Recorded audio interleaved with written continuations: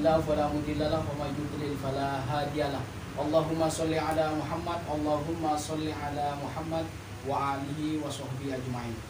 Alhamdulillahirabbil alamin. Kita akan melanjutkan kajian kitab Durratun Nasihin fil Wa'di wal Irsyad karya Utsman bin Ahmad Asy-Syakir Al-Khubawi, yaitu kita akan menjelaskan malam ini yaitu fi bayani dhammi i'anatil zalim. Jadi fi bayani dhammi i'anatil zalim, yaitu keterangan atau pembahasan tentang celaan terhadap orang yang membantu orang yang zalim. Jadi sebenarnya di dalam hadis itu ada disebutkan ya unsur akhoka dzaliman au madluman. Jadi bantulah saudaramu, baik saudaramu yang pelaku kezaliman atau orang-orang yang terzalimi. Jadi maksudnya membantu orang yang zalim itu yang dikatakan di dalam hadis ini adalah melarang saudaramu untuk berbuat zalim. Jadi kalau membantu saudaramu yang terzalim itu jelas. Cuman kalau membantu orang yang zalim itu mencegah mereka agar tidak berbuat kezaliman. Yang dimaksud di dalam kitab ini fi bayani dhammi i'adatil zalim, yaitu membantu kezaliman mereka. Jadi kita memuluskan kezaliman mereka, jadi mencela. Jadi celaan terhadap orang-orang yang membantu memuluskan kezaliman itu. Jadi di dalam surat Al-Hu ayat 113, wala tarkanu ilal ladzina dzalamu fatamassakumun nar wa ma lakum min dunillahi min auliya tsumma la tunsurun. Yaitu janganlah kamu condong kepada orang-orang yang zalim sehingga kamu tersentuh oleh api neraka dan mereka dan kamu tidak akan mendapat penolong kecuali Allah, dan kamu tidak diberi pertolongan. Jadi di dalam surat Al-Hud ini menjelaskan larangan bukan hanya menolong, condong saja itu tidak boleh. Wala tarkanu ilal ladzina dzalamu wala tamilu. Mail. Jadi jangan condong. Jadi wala tarkanu itu tamilu. Jadi dia berasal dari tamilu. Jadi asalnya ini ya. Dia bentuknya jamak. Mala yamilu. Jadi kalau kita tahu mal itu apa artinya? Harta kekayaan. Berarti orang yang suka harta kekayaan berarti kecenderungan. Jadi orang yang miring. Jadi mala yamilu. Jadi itu kan biasanya ada zakat mal. Nah, ya. Zakat mal itu jadi orang yang sampai setiap hari mencari nafkah, itu namanya kecenderungan. Kecenderungan itu bisa menjadi baik ketika cara mendapatkan dan peruntukannya juga akan menjadi baik. Jadi boleh-boleh saja kita cenderung kepada harta, tetapi pemanfaatannya harus yang baik juga. Jadi biar tidak seperti al-hakumut takatsur. Jadi hanya kehancuran bagi orang yang hanya menumpuk saja, cuman tidak digunakan kepada sesuatu hal yang baik. Jadi kalau digunakan sesuatu yang baik, kecenderungan itu ya tetap akan menjadi baik. Yang hancur itu hanya menumpuk saja dan digunakan untuk jauh kepada Allah Subhanahu wa taala. Wala tarkanu ilal ladzina dzalamu wala tamilu ilaihim bi adnai maili. Jadi ini jangan cenderung, wala tamilu. Jadi jangan condong. Wala tamilu ilaihim bi adna mail. Jadi maksudnya jangan condong kepada sesuatu yang rendah, kecondongan yang rendah. Li'anna rukun huwal mail al yasir kattazabiyah bizaibihim wa ta'dhimi dzikrihim. Jadi di sini kecenderungan kepada orang-orang yang zalim sampai membanggakan mereka, sampai dia menyebut-nyebut mereka. Jadi bangga dengan apa yang mereka perbuat, yaitu kezaliman yang mereka perbuat. Fatamassakumun nar. Jadi sehingga mereka akan tersentuh api neraka. Birukunikum ilaihim wa idza kana rukun ila man wajada minhum ma yusamma dzulman kadzalika fi fadhannuka birukun ila dzalimin. Jadi maksudnya di sini kecenderungan kepada mereka, baik apa yang kamu temukan. Yang dimaksud kecenderungan itu kecenderungan kepada kezaliman mereka, kepada perbuatan jahat mereka. Al-marsumina bidzulmi, jadi yang sesuatu yang disifati dolim, bidzulmi. Tsummal mail ilaihim kullul mail, jadi sampai kecenderungan itu kecenderungan keseluruhannya. Jadi kan bangga terhadap kesombongan kedoliman tersebut sampai selalu menyebut-nyebut mereka. Tsumma bidzulmi nafsuhu wal inhimak fihi, jadi dia itu kecenderungan sampai mereka itu gemar. Jadi bukan malah sadar, wal inhimak.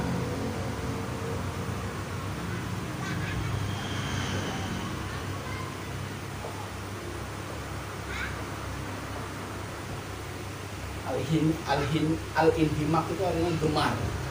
Maksudnya gemar kepada kedoliman mereka. Jadi membantu kepada kedoliman mereka, memuluskan kedoliman mereka, itulah yang dicela di bab ini.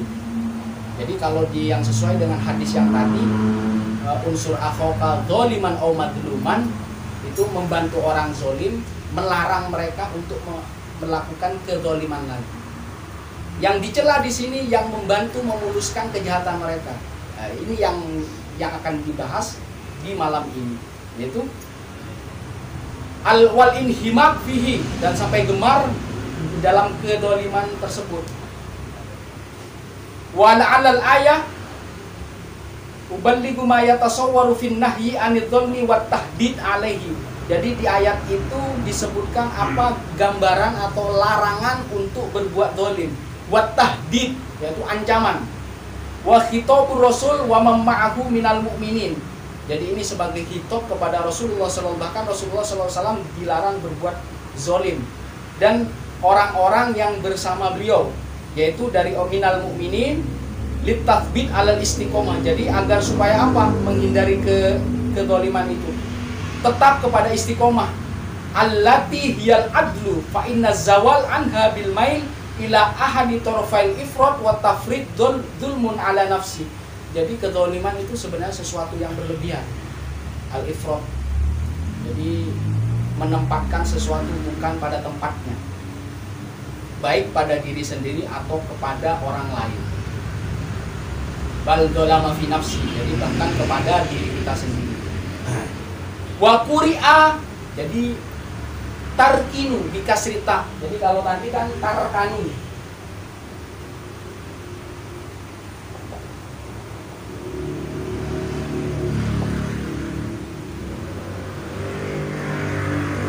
itu bisa tarkinu ya. Jadi bisa tarkinu.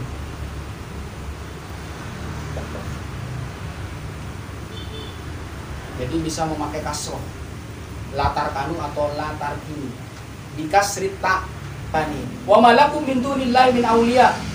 Jadi bahkan kamu tidak memiliki penolong kecuali Allah. Min ansor. Jadi dari penolongnya yamnaunal adab ankum. Jadi sampai kamu tidak punya penolong yang akan menghalangi kamu dari mendapatkan azab. Jadi tidak ada sesuatu yang menghalangi orang yang zolim itu dari azab Allah. Tsumma tunsorun. Jadi kemudian kamu tidak diberi pertolongan. Ai tsumma la yansurkumullah idza sabaqa fi hukmihi. Bahkan kamu tidak akan ditolong Allah apa yang terjadi hukum yang sudah dijelaskan tadi, karena di dalam hukum itu ada pelarangan di sana. Ayu adzibakum wa la yaqwa alaikum wa thumma istib'ad li istib'adi nasrihi iyahum. Jadi karena jauhnya pertolongan. Jadi memang orang yang zolim itu jauh dari pertolongan Allah. Sehingga kenapa Rasulullah itu menganjurkan untuk menolong mereka. Jadi menolong orang yang zolim dari perbuatan zolim. Jadi menghentikan kezaliman mereka. Wa qad au'adahum bil adab alaihi. Jadi Allah mengancam. Jadi Allah mengancam dengan azab.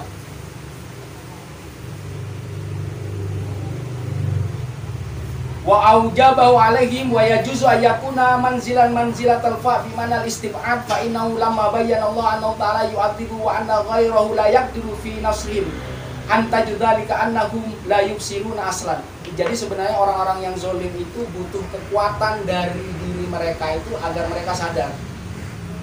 Jadi sebenarnya mereka tidak sadar, la yubsiruna. Jadi aslinya la yubsiruna aslan. Jadi aslinya mereka menikmati saja apa yang mereka perbuat, sehingga butuh orang yang dari luar yang memperingatkan mereka agar tidak berbuat zalim. Selanjutnya, Wan Abi Thalhah radhiyallahu anhu anna Rasulullah sallallahu alaihi wasallam ja'at data yaumin wasururu yara fi wajhihi faqalu ya Rasulullah inna lana rasulur fi wajhika. Jadi sesungguhnya Rasulullah sallallahu alaihi wasallam suatu hari data yaumin wasurur yara fi wajhi. Jadi Rasulullah suatu hari kelihatan di wajahnya itu senang atau bergembira. Faqalu ya Rasulullah inna lana rasulur fi wajhika. Wahai Rasulullah, saya melihat wajah gembira.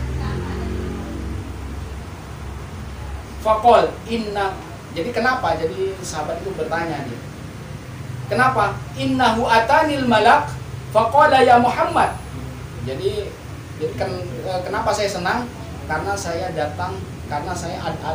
kedatangan malaikat yang berkata, ya Muhammad, amma yardika anna rabbuka azza wa jalla yaqul innahu la yusalli 'alaika ahadun min ummatika illa sallaita 'alaihi asron. Jadi apa yang membuat kamu ridho Muhammad, yaitu ketika ada umatnya bersolawat 1 kali kepada beliau, maka umat tersebut akan mendapatkan 10 kebaikan. Jadi illa sallaita 'alaihi asron. Jadi bahwasanya orang yang bersolawat 1 kali itu mendapat 1 kebaikan. Wala yusallimu alaika ahadun min ummatika illa sallamta alaihi asyron. Jadi kalau orang yang mengucapkan selamat kepada Rasulullah 1 kali, maka dia mendapat doa selamat 10 kali. Qala qultu bala. Ya. Jadi kalau bersolawat dan bersalam kepada Rasulullah sallallahu alaihi wasallam 1 kali mendapatkan 10 kali. 10 solawat dan 10 sholat dan salam, berarti 10 kebaikan.